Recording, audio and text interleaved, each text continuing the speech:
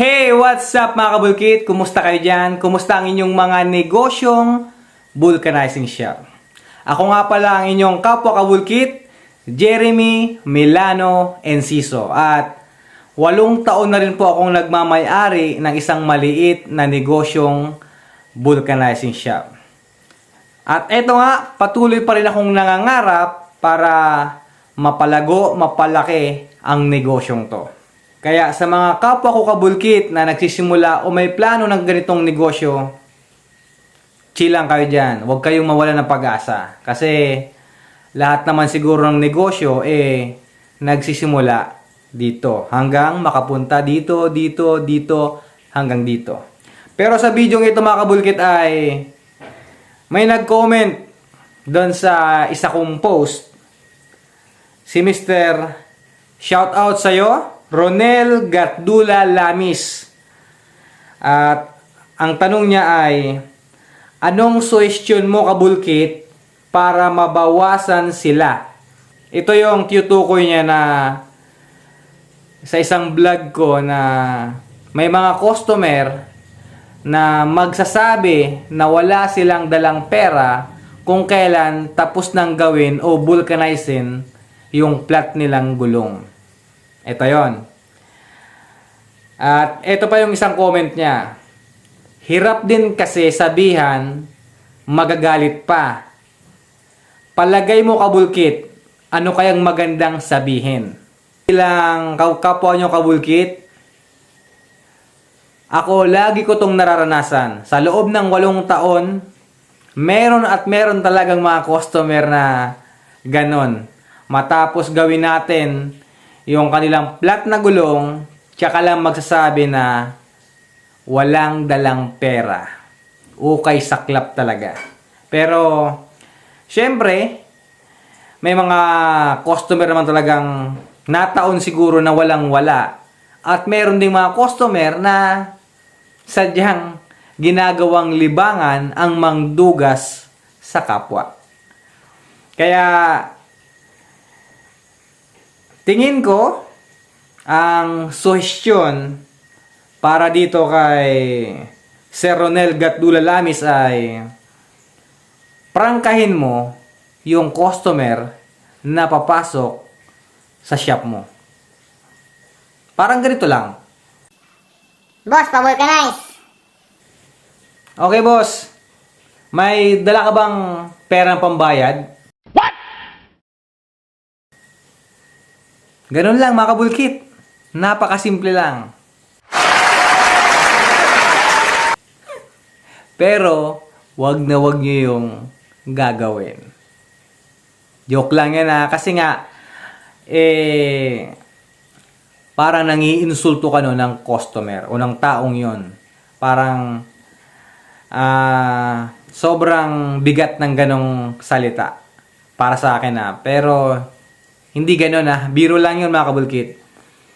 Meron akong technique na ngayon ko lang naisip. Hindi ko naman talaga to ginagawa at hindi ko pa to nagagamit sa kahit sino pang customer na pumasok sa shop ko. Kaya depende sa inyo kung gagamitin nyo to.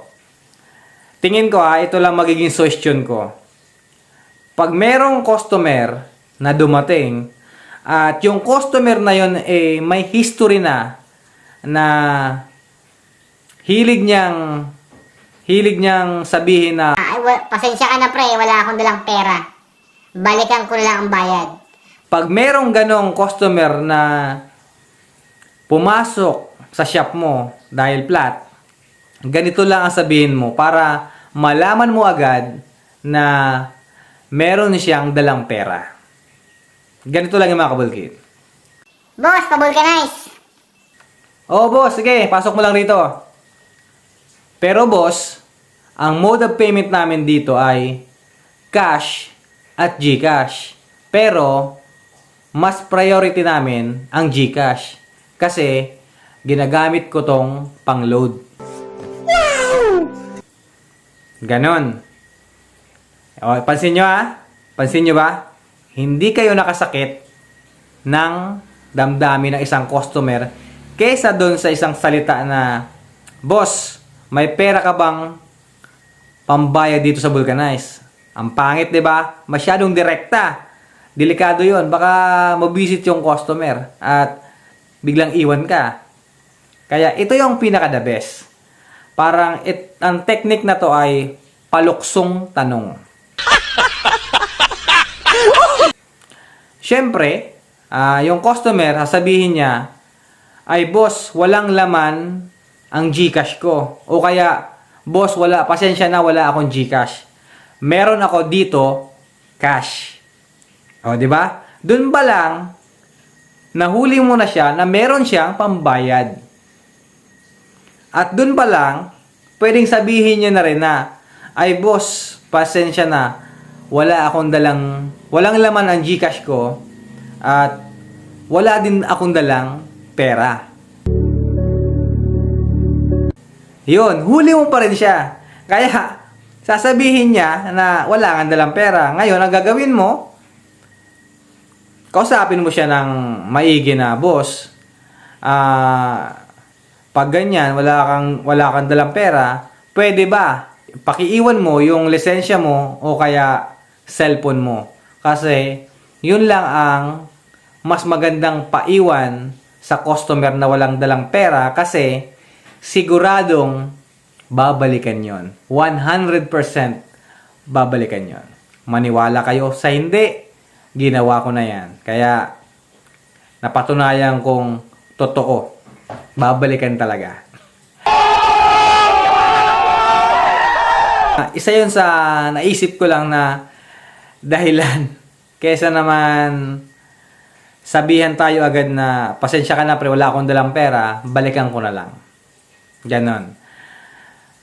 At kung meron pa kayong mas magandang ideya o suwestyon, comment lang kayo sa baba para nga malaman naman ng iba. Baka meron kayong ibang technique para malaman yung mga customer na may pambayad o wala. At syempre, bago tayo magkalimutan, shout out muna tayo. Shout out sa inyo, Zone 4, San Isidro, Limanan, Camarines Sur.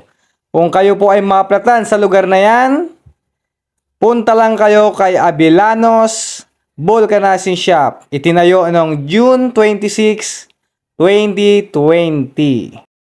Shout out din, Borex Vulcanizing Shop since 1999.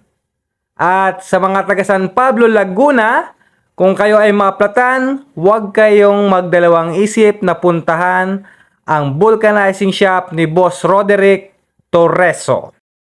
At shout out din sa'yo, Chokes Vulcanizing Shop ng Maligaya, Gloria, Oriental, Mindoro. At ang nagmamayari po ay si Kabulkit Norman Harabe Mendez. Kung kayo po ay maaplatan, huwag niyo pong kalimutan ang Chokes Vulcanizing Shop. Good luck sa inyo mga kabulkit!